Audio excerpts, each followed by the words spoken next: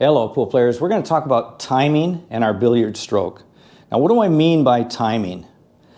What that is, that's our ability to come through the cue ball, come through the zone where we're actually putting the action on the cue ball with the most energy of our stroke, okay?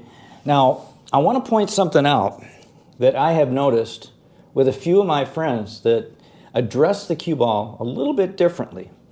So what they do, and I think it causes them a lack of consistent timing, is they will be at the cue ball like this. Do you see what I'm doing? The tip is behind the cue ball. It's not at the cue ball, it's back farther from it. Now what can happen here, and let me just show you the mechanics of, I think, is a proper stroke, is we want our lower arm here and our butt of our cue to be about 90 degrees.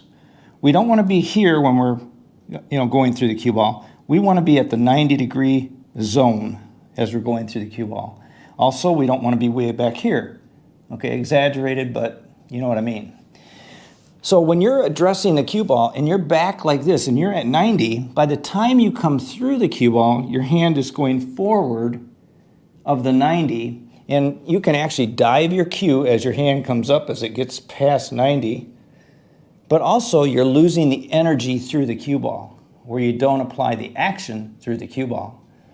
This is just a little tidbit of something that you may be doing wrong that you don't even know.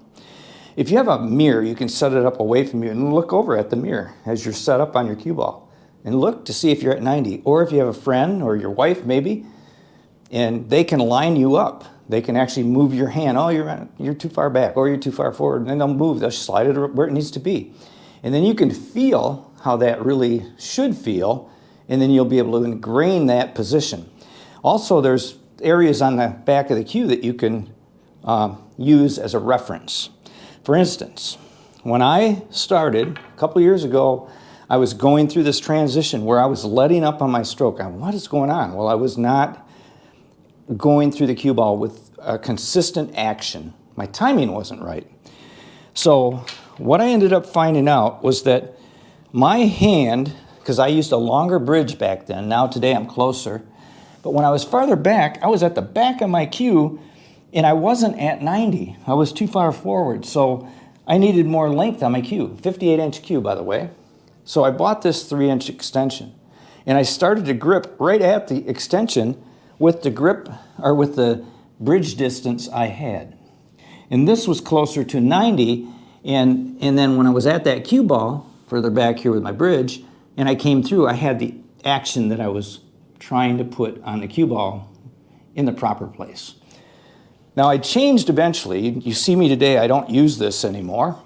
And I like it that I don't use it because it adds too much weight. I like a light cue, it's 18 ounce. But today I have moved my bridge hand closer, not being back here. Now I'm up here more.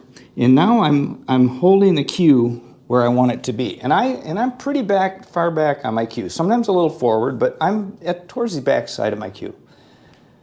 That's just where I like it. So when I shoot, and I'm going to try to scratch in that corner over there with this cue ball, this requires that you cannot let up here. You have to have good action through the cue ball on this shot.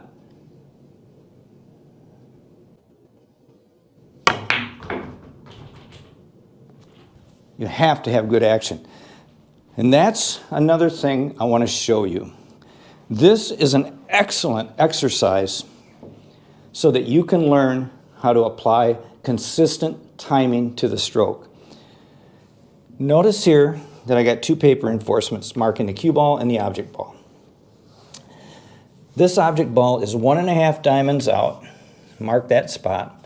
1.5 diamonds over. The cue ball is in line with the side pocket, 1.5 diamonds out from this side rail. That's about a 30-degree cut. Now, I want you to shoot several type shots, like that right there, trying to draw it into that corner. That's more difficult. It forces you to have good action through the cue ball. But I also want you to shoot just lighter shots where you're just trying to hit maybe that diamond or even over in here. You can use follow, draw, whatever it is. The idea is we're at the same place every time, and we're trying different things going through the cue ball. We're trying to have different action through the cue ball. So here I won't try to scratch. More of a stun draw. See that? I'm trying to hit that diamond. Pretty close. Make it a point to hit certain places from this cut angle. Not only is it going to help you with your timing of your stroke, but it's also going to help you with your aim, okay? Understanding how the squirt works on your, from your cue on the cue ball, how throw works, how you aim the shot with the speed and the spin that you're applying. Great things can happen from this. But this video is not about how we aim and all that. It's about the timing of our stroke. When you have consistent timing, where you don't let up on the stroke, you will make more shots more consistently. Let me intentionally try to let up on the stroke, and let me try to give you an idea of the sensation that I feel. I used to do this. I know you have done it, and I know pros do it. They'll come into the shot, a couple of feathers.